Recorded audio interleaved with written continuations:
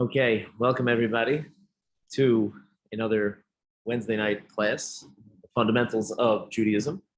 Tonight's class, so last week we spoke about anger and how that ties into our belief to Hashem. Tonight, we're going to talk a little bit about Torah study. Okay, now, Torah study, we know that there are volumes and volumes of information to study. It's not just one small thing, and when you're studying, you're good to go. It's a consistent effort. There's the Torah Shebaal Peh. The body of Torah Shebaal Peh is limitless. Torah Shebaal Peh is the oral law, usually associated with the Gemara, but it's not limited to that, right? You have the Gemara, the Talmud, and then you have volumes and volumes and volumes of explanations that have been written and are continuing to be written as the generations move on. Now, generally speaking, the mitzvah or the directive from Hashem to have the responsibility of studying the Torah is a mitzvah that is for men, not for women. And just like a woman doesn't have to put on tzitzis, a woman does not have to put on tefillin, she also does not have to study Torah in the same way that a man does. Okay? Nonetheless, a woman also has two parts in Torah study. One part is her support of her husband or her children, and the other part is just to study things that are relevant to her. Right? There also is whatever things that are relevant to a woman, the commandments that are relevant. So there is an idea of Torah study. And then there's the study of character traits, which obviously is something that should be studied by both men and women, and so on and so forth.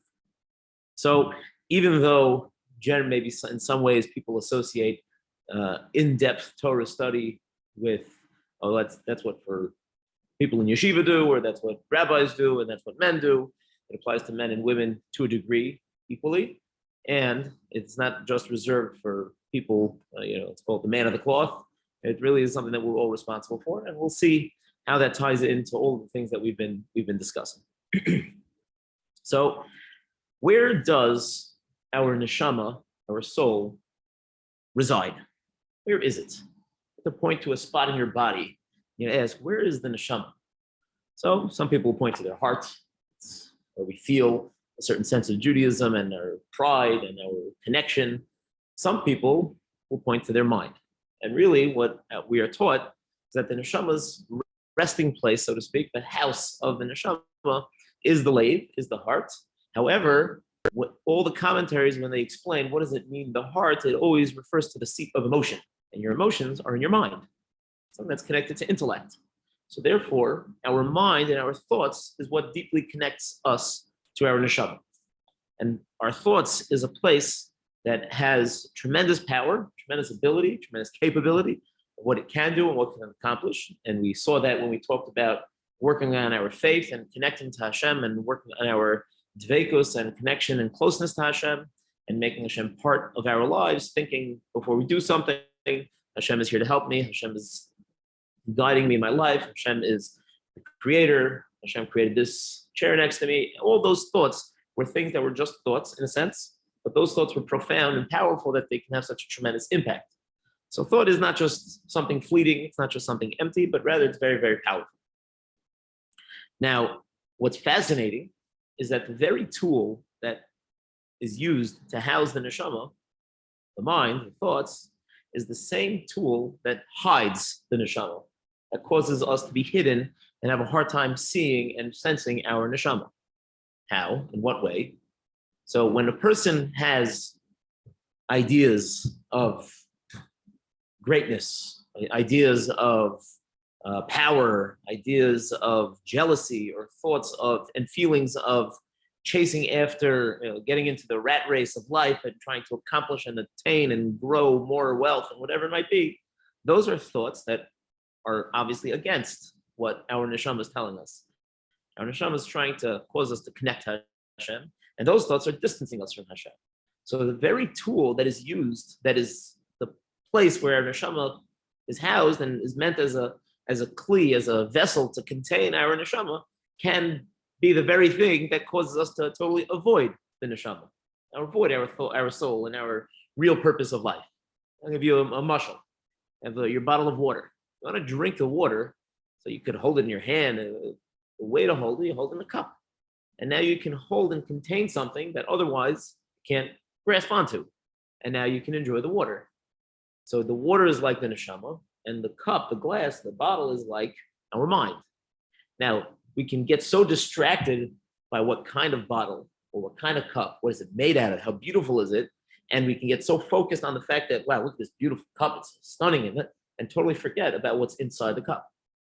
So the very same tool that is used to give us the ability to drink the water can sometimes be a total distraction from the water, right? And that's the same idea, that the thoughts in our mind are the tools which are supposed to help us access, utilize our neshama. But sometimes those very thoughts can totally distract us from our real goal. That's the idea. Now, it requires, we need to practice, and we need to start to figure out and start to understand which thoughts and which ideas are the ones that are going to bring us to our goal of closeness to Hashem, and which of those thoughts are going to distract us from that. That's what we have to figure out. How do we discern, or how do we tell, or what are the things that we should, or the topics of information that we should focus on? What is it that will connect us in what we're looking for in order to achieve our goal? So now, interestingly enough, the Gemara tells us a fascinating idea that when Hashem created the world, so he made Adam Harishon. And Adam Harishon, the Gemara in Chagiga says he was able to be tzofa, he was able to see me from one side of the world to the other. He can see everything that was in existence, something that is beyond our full comprehension, and we have to realize these are spiritual matters. These are not physical things. It wasn't, the naked eye can see thousands of feet, right? You can see a plane soaring. You can see the sun. You can see, right? So maybe you're seeing the light, but these are things that are very, very far away. You can see for miles, and miles, thousands of feet. Who knows what it is? That's just from a physical perspective.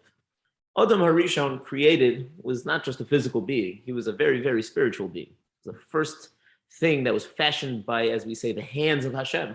And Hashem molded the dirt and the mud and the winds from everything, put it all together, and fashioned humans, fashioned mankind. And Hashem breathed into it a neshama, and now this piece of mud, this clay, had life. And he had this vast capability. His neshama was so vast, it was so great, that it could see things that naturally a person's neshama, without being such a great thing, would not have been able to detect or not been able to understand. And then Adam Rishon sinned. And the Gemara says that after he sinned, he was minimized and he was no longer able to see from one end of the world to the next. And he lost that ability.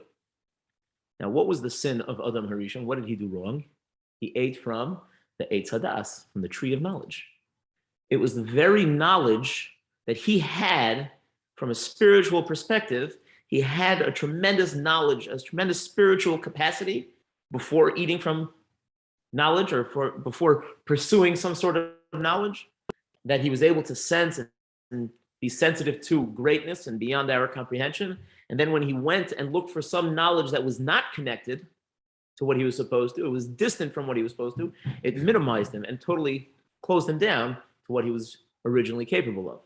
So there you see that knowledge itself can be the tool that keeps us on the right path, so to speak, or distracts us from what we're supposed to focus on. Now, we find that when it comes to the Torah, we find this idea in general. When it comes to the Torah, the Gemara tells us, we're taught that if a person merits, then the Torah can be a Sam HaChaim, a potion of life. And if, God forbid, a person does not merit, so then the Torah can be a potion of punishment or death. Right? So you see that we have concepts and ideas where the very same thing that can be for the good can also be to our detriment. Right? And we see that sometimes people will pervert the Torah's ideals and commandments for their own benefits or for their own gains, all because they have a certain agenda that they want to achieve and whatever. And that's what it means. It becomes a Sam Hamavis. It becomes a potion of death. That this is not what Hashem wanted. We asked the rabbis, we asked the people of the great people of the generation and the people of yesteryear, as close as we can get back to Har Sinai, to see what does Hashem want from us. And when I come along and I decide I really know better, I'm going to change and I'm going to say this is the way it should be or that's the way it should be. So then I'm perverting what the Torah says. And that is the same knowledge that until then was something that gave life, it's going to take away. So what we have to figure out, what we're going to have to figure out is there are different thoughts, different ideas, and how do we decide and how do we tell what they are and what we should think of? So our rabbis teach us a fascinating idea. It says overall a more lengthy piece, but the Gemara at one point says, "Lifrosh mimeno eini yochel." I cannot stay away from Torah study, and it talks about Havayos to Abaye, the Rava Abaye, the questions and answers that Abaye and Rava, two great Amoraim, had constant discussions. There were two peers, and there are many conversations that they had and arguments that they had throughout the Talmud. There's always a couple of names that kind of stick together. You have Abaye and Rava, you have Rabbi Meir and Rabbi Yehuda. So these are they're peers that constantly had relationships, and they were consistently talking and arguing and discussing what is correct. How should we look at it? Do we look at it like this? Beis Shammai, Beis Hillel. Those are the big names. So it says that we are not able to separate from the Torah. We can't separate from it. So what that means is that, I'll give you an example. If you want to create something, you want to make something, a production facility that makes clothes. Let's say it's a factory that makes clothes, shirts, skirts, pants, whatever it might be. Now, in the production phase, in the point of making the clothes, it is to a degree irrelevant what will happen afterwards. The fact that there will be somebody wearing it, it will protect somebody from the rain, or it will be comfortable, it will be those things to a degree are irrelevant. That's the goal and the reason why things are being produced.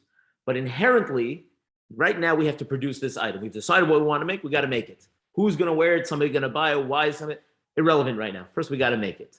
Once it's made, then we can sell it. Hopefully somebody will buy it. The end user, in a sense, is not connected to the immediate process of production. They're two totally separate points, right? They're not related. However, as we said in the past, the Torah, the mitzvos, these are not end goals on their own. The end goal is our connection to Hashem, is our relationship, our closeness, and making Hashem part of us. That's the end goal.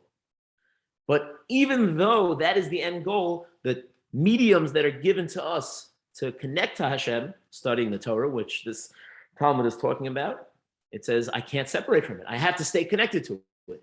That means in my studying, I'm somehow already fulfilling my goal of connection to Hashem. Right? That's what's coming out. That means there's a possibility we can have things. I can think about baseball, and those thoughts are not a medium that brings me to Hashem.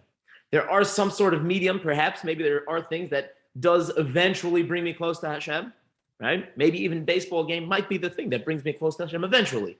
Everybody needs a break. And playing a baseball game is a good outlet. It's a healthy outlet. Why not? Go for it, right? So I need a break. I need to air out. So let me go play a game of baseball or basketball, whatever it is with my friends. And now I've freshened up, right? Okay, so that is, the medium itself is not going to bring me close to Hashem. The medium will eventually, but it's not connected, tied together. Torah study that's the medium that brings me close to Hashem, but in the usage of that medium, I'm already close. It already provides that closeness, even through the medium itself. It's a very, very powerful thing. Now, we know that some people sometimes have this desire, and they want to know the hidden aspects of the Torah. Esoteric topics is a very popular thing. People always want to know the deep, mystical ideas of the Torah. Right? It's very exciting. It's interesting. Right? So what's wrong with that? What is wrong with that? What's wrong with that is that there's an order. There's an order to how Torah has been given to us. And there's an order of how we have to approach it. We know that there's a model, it's called Pardes. Pardes literally means an orchard. But the Pei stands for Pshat, for the simple, basic understanding. The Resh stands for Remez, the hints and allusions. The Dalet stands for Drush, for perhaps more allegorical understandings. And the Samach stands for Sod, the deep, mystical, hidden understandings behind it. Okay? So there's 4 different ways to analyze any portion in the Torah. Now, the first step has to be the basic understanding. If we're missing the basic understanding and we want to get to the secrets and the mysticism and all of that, we're skipping a couple of steps, or maybe just one step, whatever it is, we're skipping steps. Now, only great people merited to have, that shortcuts. Right? When Yaakov Avinu traveled. So he didn't travel like the rest of us. We get on the pike and we got to sit through traffic whether we like it or not, right? Yaakov Avinu, somehow he got onto his camel, and instead of a 3-day trip, it's, whether the street got shorter or his camel's legs just magically went faster, whatever it is, God made sure it only took him a day, right? He had what's called kvitzas haderach, that the path, shortened for him and it was much quicker. But we don't have that. We don't have that luxury. Maybe one day, but we don't have that luxury right now. So we need to take things step by step. We can't skip to the end. The reason why it's attractive to people is because, this is the mysticism. Now I can see my closeness to Hashem. I can see it. It's much more clear to me. It's very hard to convince somebody that when you sit down and you open a Talmud, you open a Gemara, you say, okay, the Gemara wants to know the very detailed intricacies of why this letter was added, and it should have been that letter, and it should have said this, and it should have said that, and back and forth, a 3-page discussion, only for the end of the Gemara to say, we'll have to wait for Eliyahu Hanavi to come and tell us. We don't know the answer. Teku, we're stuck, right? It's hard to convince. No, you're going to see God through this. How? That's a very challenging issue for people. It's very hard because, to a degree, it's very analytical, it's very intellectual, it's not very emotional. And people want to get to that emotion and they want to skip the step. I want to just jump. So it's coming from a good place, right? Why people want to know about the mysticism. But we can't skip steps, because then all it means is that mysticism is nothing more than knowledge without the connection to Hashem. It's just a surface knowledge. It's the same knowledge that Adam Harishon wanted when he ate the Eitz Hadas, when he ate from the tree of knowledge. He wanted that surface knowledge without the trust and the faith and the connection to Hashem. Hashem said, don't eat it. You want something in a way that Hashem said not to, then you're missing that connection. So therefore it minimized him. So when people search out those mystical ideas without getting the basics first, so then they're skipping the fundamental part. Now, where do we see that there's this fundamental part that somehow studying the Torah, the Havayos, the questions, the challenges between Abaye and Rava, bring us this emunah and this connection to Hashem? So here's the pasuk. There's a pasuk that you're all familiar with. When we were standing at the Yam Suf, we had just left Egypt, and we're standing by the Sea of Reeds, waiting for some sort of salvation. Moshe, we're looking around. We got the Egyptians behind us. The Medrash says that from all sides, the desert was closing in on us. There were wild animals on both sides. We had nowhere to turn, and there was an ocean in front of us. And we're like, what do we do now? So Moshe said, don't worry. God's going to take care of this. He sticks out his hand, the water splits, and we go through. When we came out the other side, the Torah tells us, Vaya'aminu b'Hashem, that we believed, we trusted, we had faith in Hashem, Ube Moshe Avdo, and in Moshe, his servant. Right? Very famous words that after the splitting of the sea, we had faith in Hashem and his servant. So now the question is, why does it have to say, Vaya'aminu b'Hashem, trusted, believed in Hashem, which is clear. I think we would all have a very different approach if we saw the splitting of the sea, right? Vaya'aminu b'Hashem, Ube Moshe, okay, now they saw Moshe was a real messenger of God, okay, but why does it call Avdo, his servant? Why does it say Moshe? It doesn't always refer to Moshe as God's servant, right? So why over there does it feel the need to say and to refer to Moshe as Avdo, as Hashem's servant? So the Torah tells us in a different place, the Torah says, Zichru Toras Moshe Avdi. Remember and keep in mind the Torah of Moshe, my servant. So when we talk about the Torah was Moshe Rabbeinu going up to Har Sinai for 40 days and 40 nights. It was like a typewriter. There was nothing that was written without Hashem dictating letter for letter, word for word. This is what you should put down in the Torah. Straight out. So when the Torah says, in a sense, when we open up a Chumash, Shabbos, or whenever it is, you start reading, look what the Torah says. We're a little bit desensitized to it, right? Really what we should say, look what God says. God said these words. Right? We have to focus on that. Think about that. When the Gemara refers to a pasuk, very often we'll say, Omar Rachmana, the merciful one says.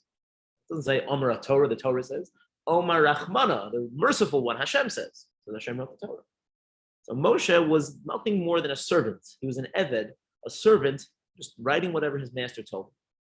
So when we came out of Mitzrayim, we came out of Egypt, Vayaminu b'Hashem, we believed in Hashem, And we also understood Moshe Avdo in Moshe, his servant, meaning the Torah itself. The connection that we have with the Torah, we understood that there was emunah, there was a vaya aminu, there's some belief and some trust and connection and closeness to Hashem, not just for Hashem directly, but even through the Torah, the Moshe Avdo, the Torah that Moshe gave us, that also is a source for our emunah.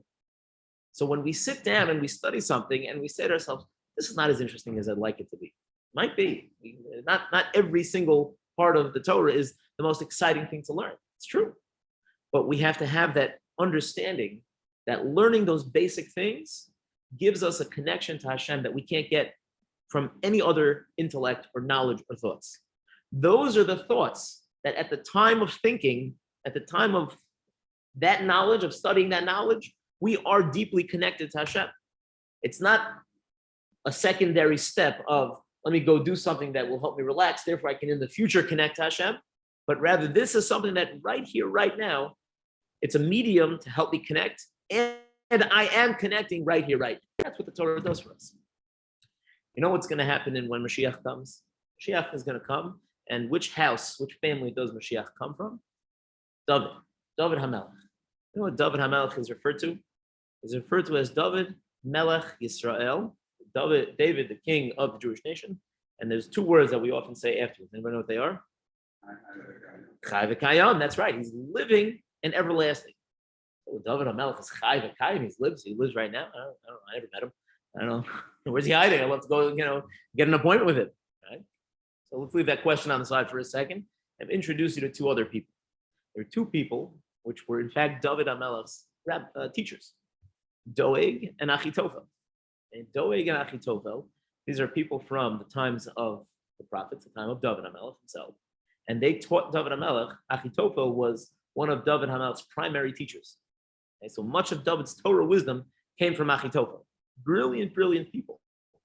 In fact, they were so brilliant that the Gemara, the Pasuk in Navi says that when Achitophel would give advice, the Pasuk says it was tantamount to asking from the Urim V'Tumim. The Kohen Gadol wore a breastplate, and for certain things, the Kohen Gadol could ask Hashem a question, and the breastplate would light up different stones, and he had to unscramble the letters and figure out what the message was from Hashem. The most famous event was with Chana. Chana came, she was the first one to pray quietly. Up until Chana, everybody prayed out loud. Their Shemona Esrei was verbal, out loud, in a loud sense. She came and she was childless, and she was standing next to the Aron, and she was davening, Hashem, please give me a child. And she was doing it quietly. Eli HaKohen saw her, and he was a little bit, he was curious. Here's a woman. She's saying something quietly. What is she saying? So the Urim V'Tumim lit up, and the letters Reish, Chaf, Shin, and Hey lit up. And he unscrambled it to say Shikora, which means she's drunk. And she's a little drunk, she's inebriated, and she's just rambling. So he approached her and says, "My dear, why are you Shikoras Yayin? Why are you drinking wine? It's not okay. You shouldn't be drinking wine." So Chana said, "I don't know what you're talking about. I have to be honest with you. I'm not drunk. I haven't had any wine.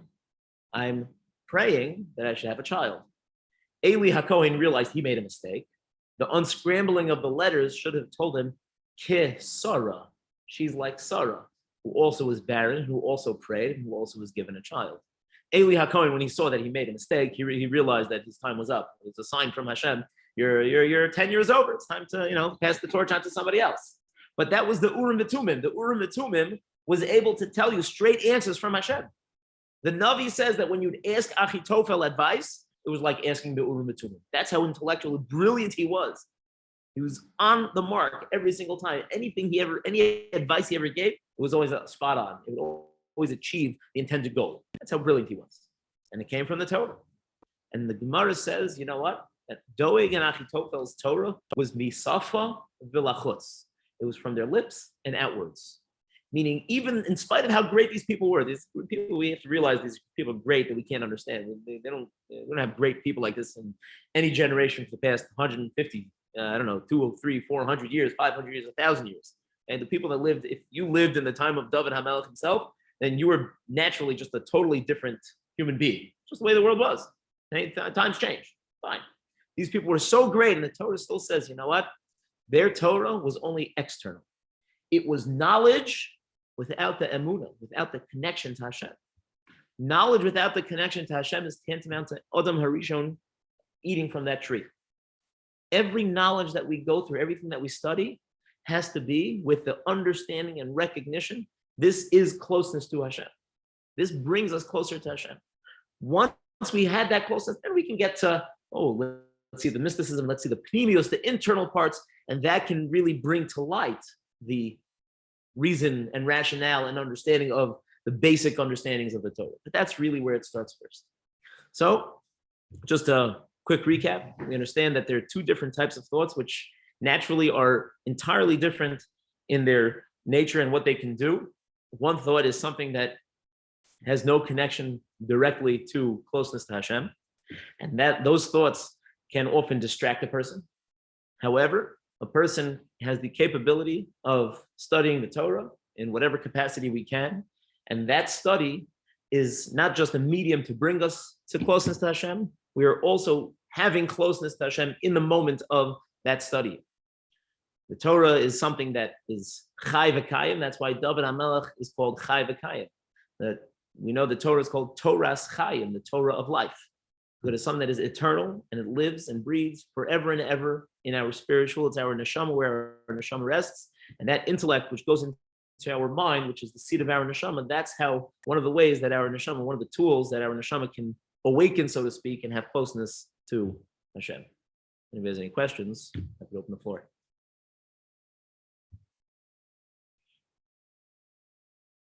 Or thoughts?